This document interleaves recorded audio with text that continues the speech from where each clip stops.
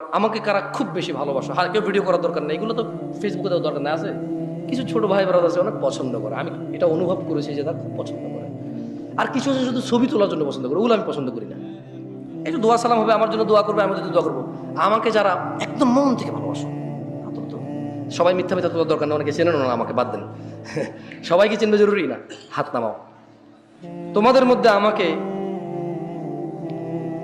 আমি তোমাদের একটা পরামর্শ দিয়ে চলে যাব ভাই, আল্লাহ যদি বাঁচার। আমি গত বছর যে রবিন আমাকে দাওয়াত করেছিল, তো যেহেতু সেই দাওয়াত করছে, আমি ভাবছি গত বছর যেখানে গেছি আজকে হয়তো ওখানে।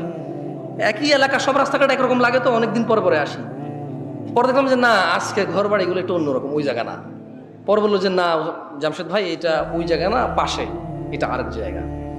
তার মানে দেখা হবে হয়তো ইনশাল্লাহ। আবার কি বলো, দাড়ি রেখে দিও এবং আমার সাথে দেখা করিও যে জামশেদ ভাই আপনি বলেছেন এই জন্য আপনাকে ভালোবাসি, আর দাড়ি রেখেছি কারণ আল্লাহর নবীকে ভালোবাসি। ঠিক আছে?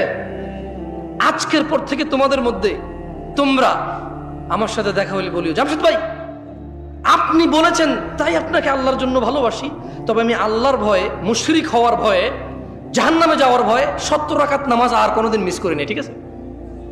একটা ছোট্ট হাদিস বলে বক্তব্য শেষ করবো। আল্লাহ নবী বলেছে, মান আহাব্বা সুন্নতি, যে আমি মুহাম্মদের সুন্নত ভালোবাসে, ফাহুয়া আহাব্বানি, সে আমি মুহাম্মদকে ভালোবাসে।